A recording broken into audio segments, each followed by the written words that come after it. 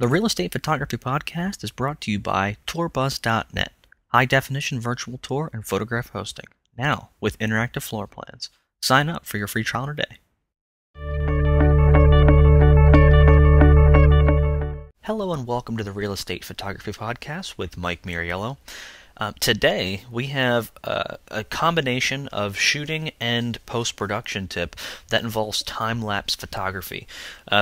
We haven't really gone into this sort of thing yet, and for the most part, there isn't really a need to do that. But if you're shooting high-end properties and you're looking for something unique to offer the agents or whoever it is, this is probably something you might want to look into. Anyway, let me just show you what I'm talking about. I'm going to hit play on this, and this movie is about 40 seconds long, and it's comprised of almost 1,000 shots. One shot every 10 seconds until it reaches 1,000. I am fairly certain the battery on my camera died. I didn't plan ahead on that one. Before it reached 1,000, so I think it's 990 some shots. But anyway, you'll notice the movie's playing. It looks nice. What the whole point of this, I'll bring it back to pragmatic purposes, is to offer something unique to your clients on high-end properties, because you're not going to do this for a typical, regular old property.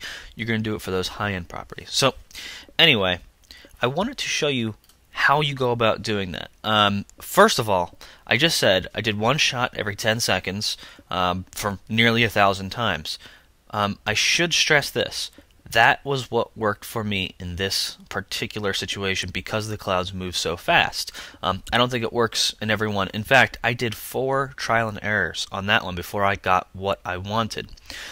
So change it up. Maybe one shot every 15 seconds. Maybe it's one shot every 30 seconds. It just depends on how fast the clouds are moving and what the scenery is like.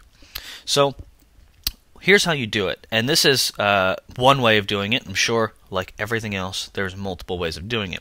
So what you can use is QuickTime Player 7. I'm fairly certain it's not available in the newest QuickTime 10.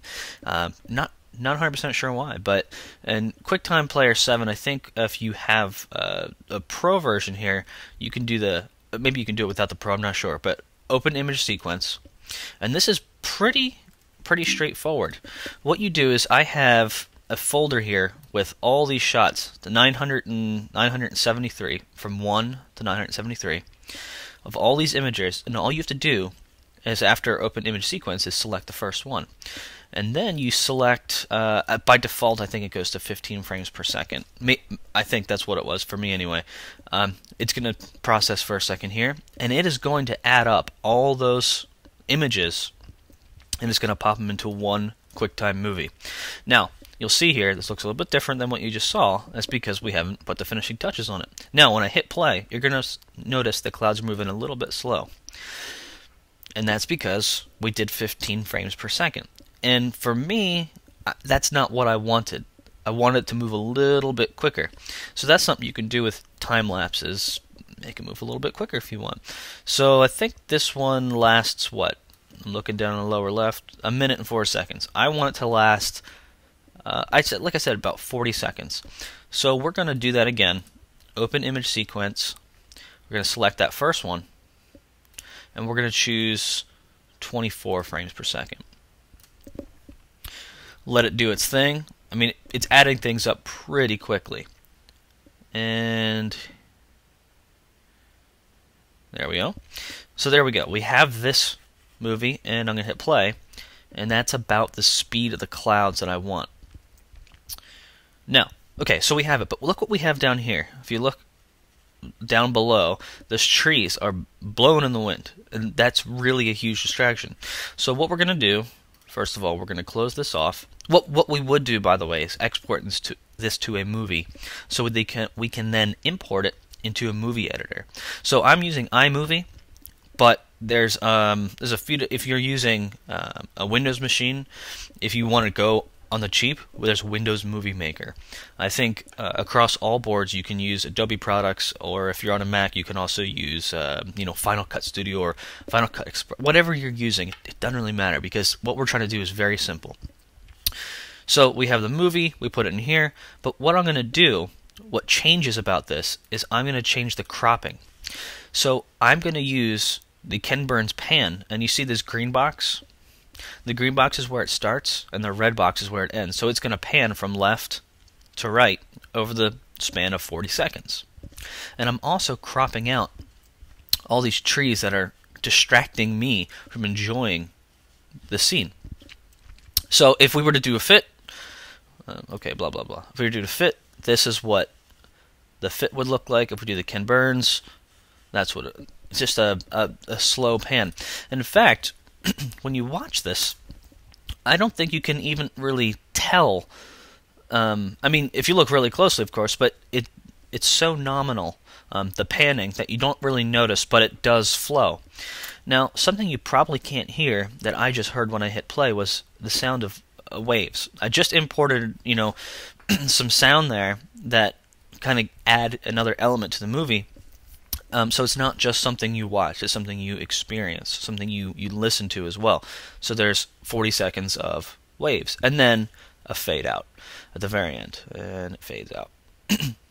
So I think that is pretty much it. That's a cut and dry way of making it. Now, what I have done to these photos is I've actually imported them into Lightroom first.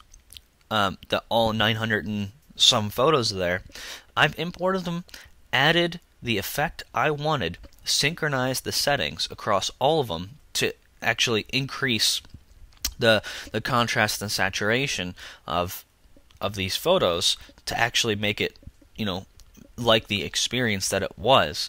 Not to fake it, just in mind, but to make it the way it should be. And then I made the movie. So they weren't just the raw images. They were imported into Lightroom first, then JPEGs, blah, blah, blah.